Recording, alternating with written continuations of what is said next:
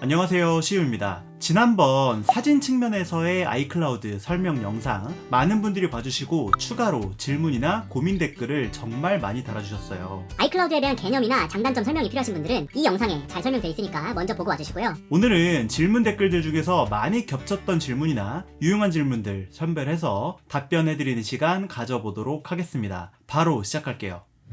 제일 많이 달렸던 질문이 아닐까 싶은데요. 아이폰 사진을 동기화해뒀을 때 아이클라우드 플러스 구독을 해제하거나 더 낮은 용량으로 다운그레이드하면 사진들이 어디로 가느냐에 대한 질문입니다. 결론부터 말씀드리자면 원래 사용하던 요금제 구독 마지막 날까지 사진들 얼른 저장해 라고 경고 메시지를 주게 되고요. 마지막 날 이후에는 다운그레이드한 용량에 맞게 사진과 영상이 랜덤하게 삭제되게 됩니다. 예를 들어서 제가 만약 200기가 요금제를 매달 20일에 결제하는 상황인데 1월 10일에 50기가 요금제로 다운그레이드를 했어요. 1월 10일에 다운그레이드를 했어도 1월 20일까지는 200기가 요금제를 사용할 수가 있겠죠. 왜냐면 저번 달에 한 달치 요금에 대한 금액을 결제해둔 거니까요. 그렇게 되면 아이클라우드에서는 다운그레이드를 신청한 1월 10일부터 19일까지 아이클라우드에 동기화되어서 업로드되어 있는 사진들을 별도의 공간에 저장하라고 경고를 주게 됩니다. 아이폰의 경우에는 설정 맨 위에 있는 애플 아이디 프로필 아이클라우드 사진 다운로드 및 원본 유지를 누르시면 아이클라우드에 업로드되어 있던 사진들의 원본이 아이폰에 순차적으로 다 저장이 되게 되는데 아이클라우드에 올라가 있는 사진과 영상 용량만큼의 빈 용량이 아이폰에 없다면 당연히 채울 수 있는 만큼만 다운이 되고 나머지는 다운로드가 안 되겠죠. 이럴 경우에는 앨범에서 필요 없는 사진과 영상 등등을 정리해서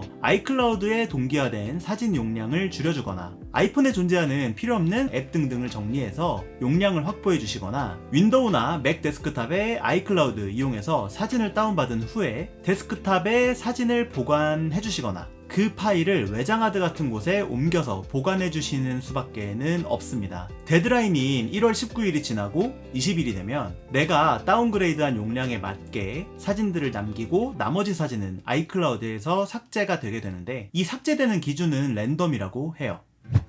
아이폰 기종을 변경하셨거나 업그레이드를 하신 분들이 많이 물어봐 주시는 질문인데요. 기존 아이폰에 있던 사진을 아이클라우드 저장 공간을 활용해서 저장해 놓고 새 아이폰 사진에는 새 아이폰으로 촬영한 사진만 보이게 하는 방법은 없냐는 질문입니다. 특정 어느 시기의 사진들을 앨범에서는 안 보이게 하고 아이클라우드에 저장하는 방법이 없냐는 질문에 대한 답도 동일한데요. 아이클라우드에 특정 시기나 사진을 특정해서 원하는 사진만 동기화하는 방법은 없다고 보시면 됩니다. 아이클라우드는 동기화 방식을 사용하는 클라우드 스토리지 서비스라고 이전 영상에서 말씀드렸죠. 아이폰에서 저장 공간 최적화를 선택하신 경우 아이폰 저장 공간을 확보하는 것을 우선으로 생각하기 때문에 아이폰에는 적은 용량의 썸네일 사진만 앨범에 남겨놓고 클라우드에는 원본을 저장해뒀다가 사용자가 원할 때 원본을 불러오게 되는데 원하는 특정 사진을 지정해서 그 사진만 동기화시키는 방법은 없다고 봐야 합니다. 대신 질문해주신 분처럼 꼭 백업 방식으로 아이클라우드 용량 활용해서 사진은 저장하고 그 사진이 앨범에서 안 보였으면 하시는 분들은 아이폰에서 파일 앱에 들어가시고 아이클라우드 드라이브에 들어가셔서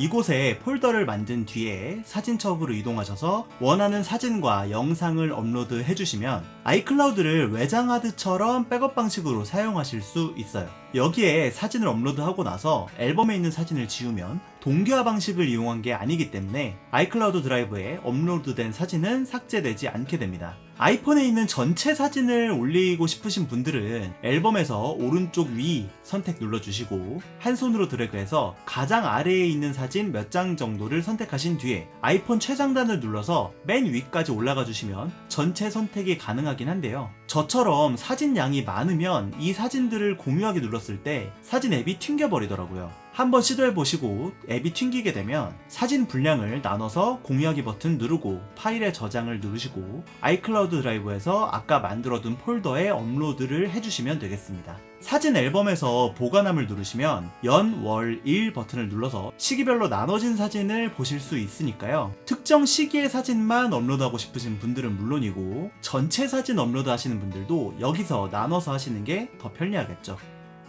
여기서 잠깐 이번 영상에 협찬해주신 서브샤크 VPN에 대해 구독자 전용 특별 혜택까지 포함해서 1분 정도만 말씀드리고 넘어가겠습니다. VPN은 인터넷을 사용할 때 실제로 접속하고 있는 국가가 아닌 다른 나라들 중에서 원하는 국가를 선택하고 해당 국가로 접속할 수 있게 해주는 기능인데요. 인터넷 검색으로 다양한 자료를 찾아보거나 한국에서 볼 수 없게 차단된 유튜브 콘텐츠, 해외에서만 공개된 넷플릭스 콘텐츠를 보고 싶을 때 이 VPN을 활용해서 손쉽게 해당 콘텐츠를 즐기실 수가 있게 됩니다. 저도 한국에 잘 알려지지 않은 사진 작가들이나 관련 자료들 찾아볼 때 VPN을 잘 활용해주고 있어요. 무료 VPN을 사용하시는 분들도 계실 텐데 느린 속도도 문제지만 가장 걱정되는 것은 개인정보 유출과 같은 보안입니다. 서브샤크 VPN은 접속 국가나 다운로드 기록 같은 사용자의 데이터를 절대로 저장하지 않는 노로그 정책을 시행하고 있어서 개인정보 유출 측면에서 안심할 수 있는 데다가 하나의 구독으로 숫자 제한 없는 여러 개의 장치 접속이 가능한 VPN이라고 할 수 있습니다.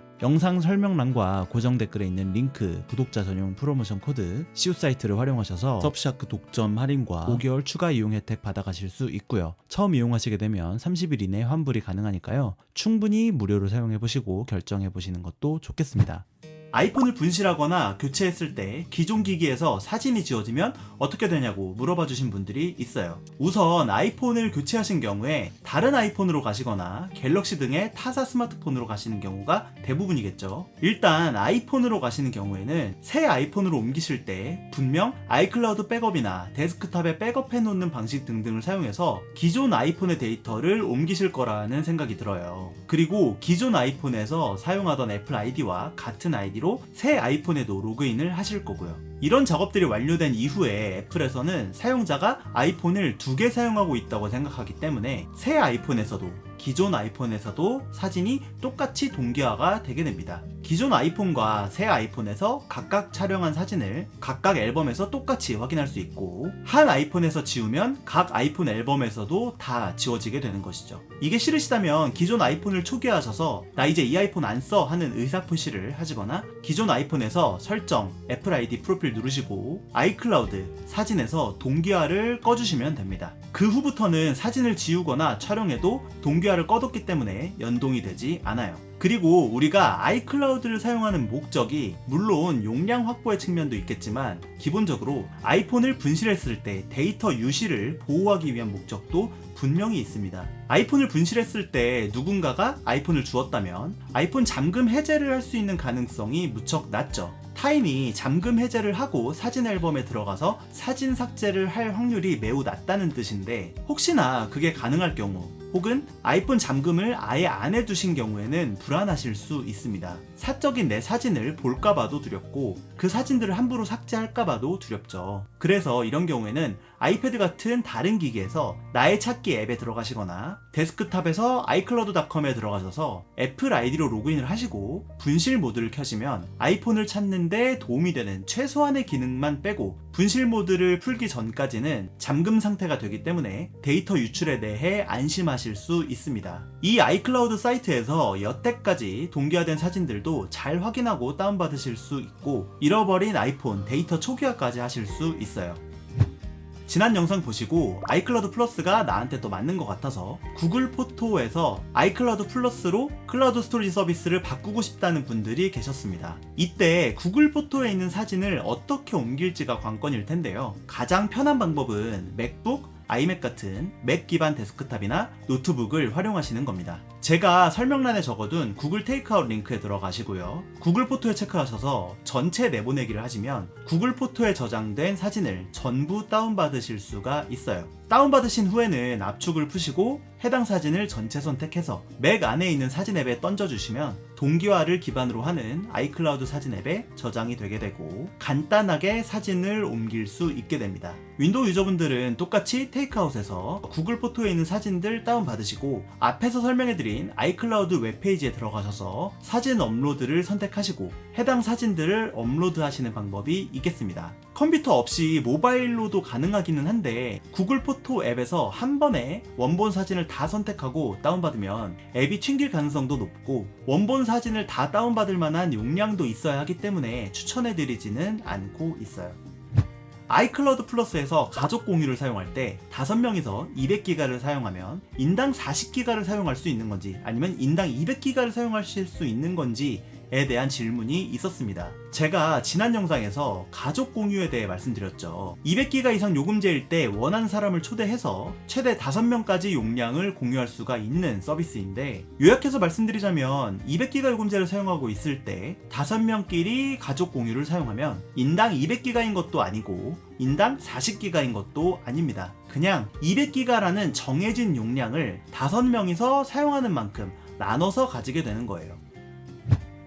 오늘 영상의 마지막 대목입니다. 질문은 아니고 지적 같은 댓글이었는데요. 영상 찍은 결과물을 바로 편집하려고 사진 앱을 키면 동기화가 상당히 오래 걸려서 작업을 진행할 수가 없어요 라는 말씀이 있었습니다. 네, 맞아요. 제가 지난 영상에서 아이클라우드의 장점 중에 하나로 번거롭게 내가 가진 애플 기기끼리 사진이나 영상을 따로 옮길 필요 없이 동기화가 되기 때문에 아이폰에서 찍은 촬영물을 맥에서도 아이패드에서도 볼 수 있어서 편하다고 말씀드렸죠. 이때 유의하셔야 할 점은 에어드롭이나 유선으로 파일을 옮기는 것만큼의 빠른 속도로 동기화가 빠르게 진행되지는 않는다는 것입니다. 사진은 그나마 빠르기는 한데 사진도 완벽하게 동기화가 되는데 시간이 좀 걸리고요. 영상은 용량에 따라 다르겠지만 최소 몇 시간은 지나야 동기화가 되어 있는 경우가 많았어요. 이것도 데이터 환경이 잘 갖춰져 있을 때 얘기고요. 촬영물을 시간이 꽤 지난 후에 다른 애플 기기에서 확인하는 일이 많으신 분들은 지장이 크지 않겠습니다만, 촬영 후에 바로 다른 애플 기기에서 해당 촬영물을 활용하셔야 하는 분들은 이 동기화 방식을 믿고 진행하시기에는 확실히 무리가 있다는 말씀을 이번 영상에 덧붙여 두겠습니다. 네, 오늘은 이렇게 많은 관심과 질문을 주셨던 아이클라우드 플러스에 대해 자주 묻는 질문을 살펴보고 답해드리는 시간을 가져봤습니다. 제가 많은 영상에서 궁금한 점 있으면 댓글 남겨주세요 라는 말씀을 영상 말미에 드리고 있는데, 이렇게 취합해서 피드백 영상을 만드는 것도 자주 해볼 예정이니까요. 다른 영상에도 궁금하신 내용이 있다면, 그리고 지적하실 사항이 있다면 댓글 많이 남겨주시길 바라겠습니다. 그럼 저는 다음 영상에서 또 인사드릴게요. 그때까지 안녕히 계세요.